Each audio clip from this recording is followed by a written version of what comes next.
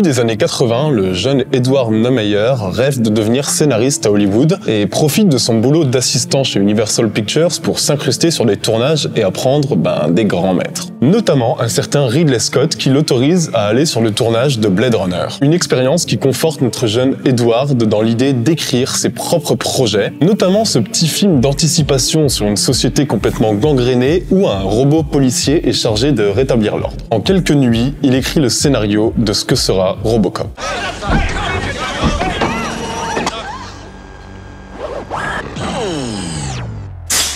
L'idée va faire son chemin à Hollywood et on va le proposer naturellement à quelques réalisateurs qui le refusent immédiatement. Après, c'est vrai qu'on est sur une série B qui, présentée comme ça, Robocop, peut vite paraître un peu débile. C'est d'ailleurs ce que va penser David Cronenberg quand on lui soumet le scénario. Et c'est aussi ce que pensera Paul Verhoeven, qui est un réalisateur néerlandais déjà bien réputé à l'époque. Celui-ci va plusieurs fois refuser le projet avant de finalement l'accepter, séduit par l'acharnement du jeune scénariste et par le sous-texte du projet. Le film va exister, le nom de Verhoeven lui amène d'un coup une énorme légitimité et du coup le casting va se mettre en place.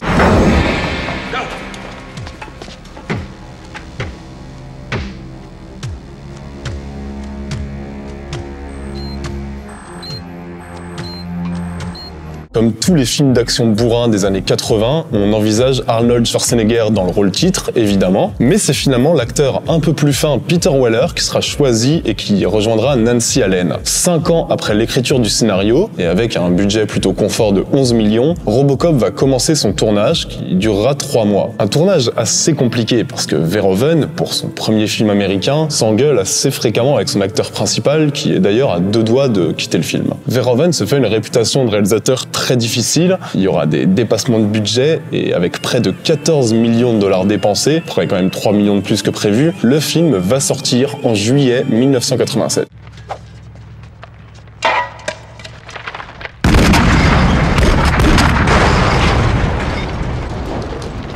Damn it. Shit. Looking for me. Ça va être un succès relatif, avec plus de 50 millions de dollars au box-office. Bon, c'est pas incroyable, mais c'est pas mal. Disons que c'est pas extraordinaire, mais c'est pas non plus un échec. Non, mais ce qui va surtout marquer avec Robocop, c'est les critiques, qui savent absolument pas quoi penser du film. Est-ce que c'est un film réac qui glorifie la loi et l'ordre, ou est-ce que c'est un film de gauche qui dénonce le fascisme d'État? On a un peu de tout, politiquement. C'est bien la preuve que le sous-texte de Robocop, il est bien plus complexe qu'il n'y paraît. Non, vraiment, la seule chose sur laquelle toutes les critiques vont s'accorder, c'est sur la qualité de la mise en scène de Verhoeven. Hey, wait a second! Get a cop, for God's sake! Hey, stop, you can't do that! We have orders to destroy it! Oh, shit! You're maniacs! Fire at will!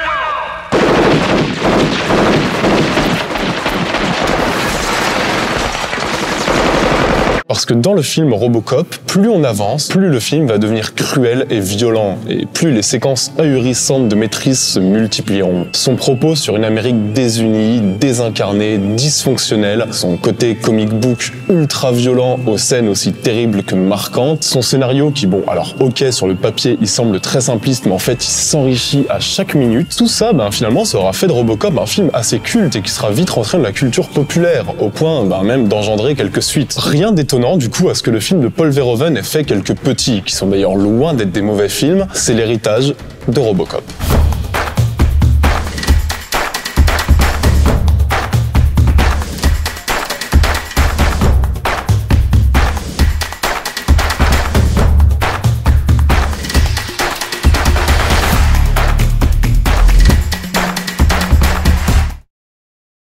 Et on va commencer par quelqu'un que vous connaissez. C'est un habitué de cette chaîne, j'en parle tout le temps. Et vous allez voir qu'il a complètement sa place ici. C'est un film complètement fou de Takashi Miike. C'est un film qui s'appelle Full Metal Yakuza.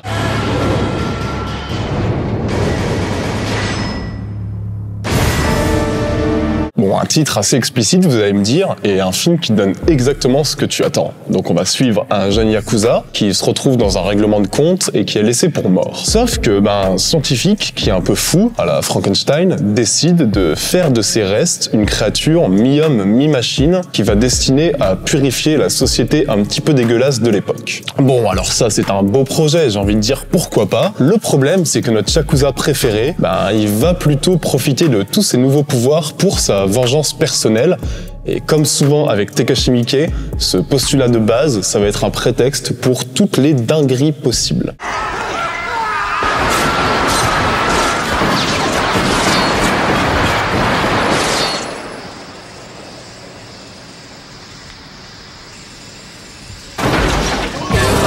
Le pitch, il est fou, enfin je sais pas pour vous, mais moi je le trouve hyper prometteur. Et le film, il tient plusieurs de ses promesses, notamment un univers qui est bien glauque, bien violent, bien déjanté, et c'est une sorte de série B où tout est possible, et où tous les excès, que ce soit sexuel, que ce soit physique, sont représentés. Bon, c'est inventif, c'est comme souvent avec Takashi Miike, complètement unique et complètement surprenant, et c'est fauché aussi, hein, mais bon, ça on s'en doutait. Le gore est présent, bien présent même, mais le tout baigne dans une sorte de violence cartoon qui fait qu'on n'est pas non plus dégoûté ni par le sang, ni par le sadisme pourtant bien réel de certaines séquences.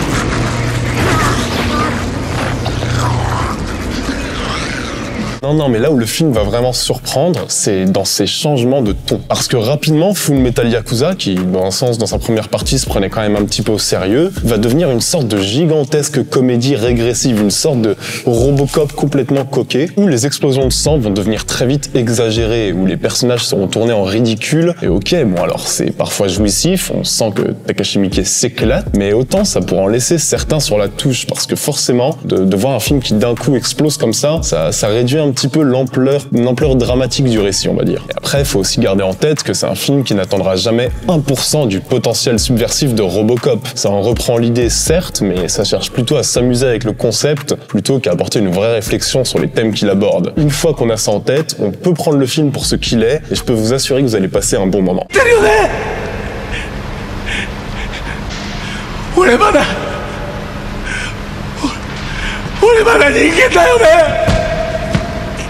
Sayonara.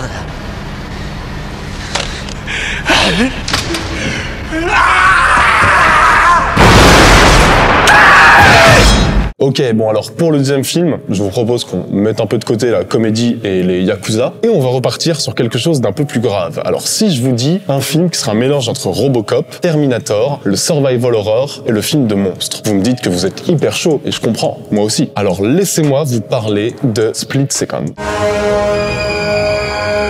Comme Robocop, Split Second imagine un futur dans un cadre spatial réaliste mais complètement chaotique. On va remplacer Détroit par Londres, un Londres de 2008 post-apocalyptique, en proie à une montée des eaux gigantesque et où une créature sème la terreur. Les meurtres ils se multiplient, toujours de la même façon, avec un cœur arraché. Ça c'est un peu bizarre déjà. Et c'est un policier impitoyable, violent, qui est chargé de chasser la créature. Ce film, je l'ai découvert pour cette chronique, je le connaissais pas, et je vous avoue qu'avec un pitch pareil, j'ai foncé et j'ai vraiment pas été déçu.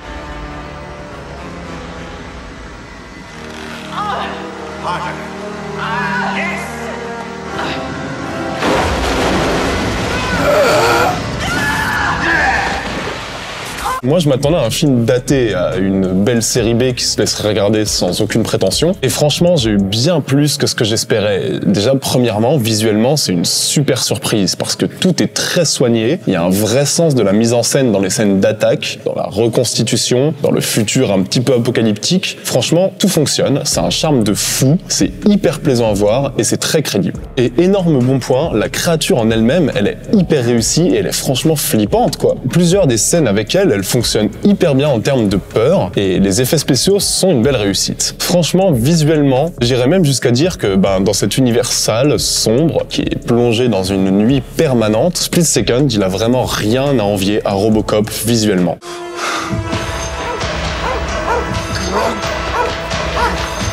Please, don't move.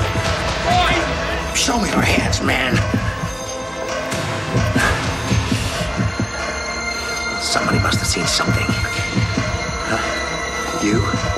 Donc on l'a vu, l'atmosphère elle est hyper efficace, on va croire au Londres morbide et crépusculaire, et le film il va même se permettre de créer sa petite mythologie, sans prétention, sans faire des caisses, mais ça c'est toujours une énorme plus-value. Il y a une vraie mythologie autour de la créature, autour du futur apocalyptique, ça c'est hyper plaisant. Franchement, l'origine de la créature, son mode de meurtre, son duel à distance avec ce flic qui est redoutable, qui est charismatique, c'est l'occasion de quelques belles scènes d'action bien découpées, bien photographiées, lisible, bon, malgré quelques astuces pour camoufler le budget qui sont pas toujours très subtiles, mais le mélange des genres, il fonctionne vraiment. While the United States blocks yet another UN resolution on global warming, London continues to suffer as the River Thames rises to its highest level since Black November 1999, and with the approaching full moon and persistent rains, the further outlook for Londoners appears bleak.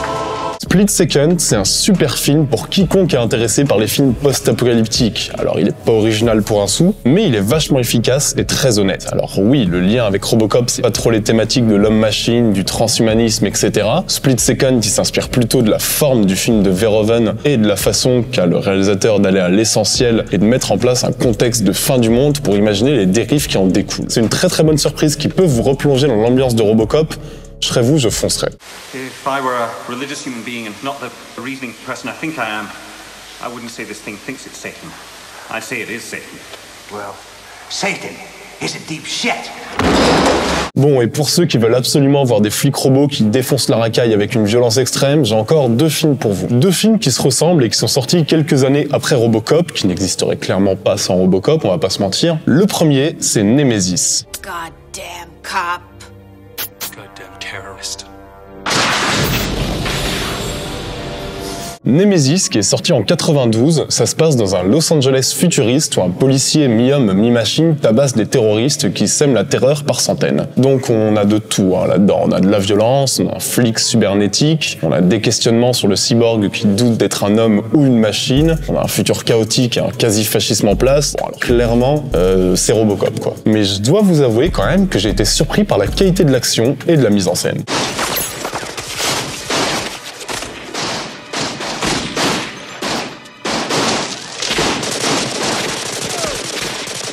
Tout est fluide, tout est lisse, il y a même quelques plans séquences qui sont assez virtuoses, et un récit finalement assez ambitieux, avec des effets spéciaux pratiques qui font la blague, bon, malgré quelques moments un peu plus délicats visuellement, mais bon voilà, globalement c'est plus qu'honnête quoi. Et surtout, c'est haletant quoi, c'est blindé d'explosions, c'est blindé de gunfights, tu t'ennuieras jamais, ça nous étouffe sous l'action, alors évidemment le sous-texte de Robocop, son regard sur son sujet, pas espérer le retrouver ici, c'est un film qui est taillé pour te mettre des grosses explosions dans la gueule, mais en soi c'est plutôt bien fait, et si c'est ce que t'attends et si c'est ce que tu veux voir en mode film d'action des années 90, pas prétentieux pour un sou, ça fera la blague.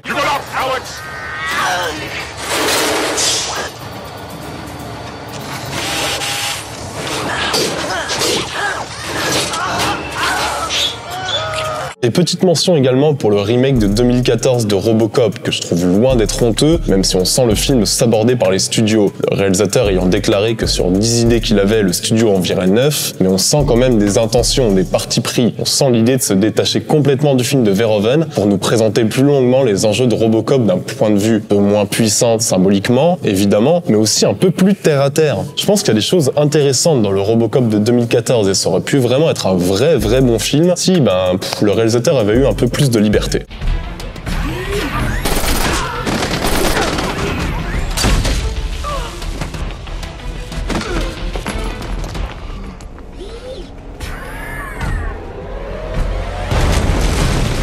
Voilà, c'est tout pour cette vidéo, j'espère qu'elle vous aura plu. Comme d'habitude, c'est vous qui choisissez le prochain thème et je vous propose du très lourd. On va parler de Seven en mieux, ouais, vous avez bien entendu, ou de Paranormal Activity en mieux. Dites-moi ce que vous préférez dans les commentaires. Nous, on se retrouve très bientôt. Je vous fais un gros bisou. Ciao à tous. À très vite.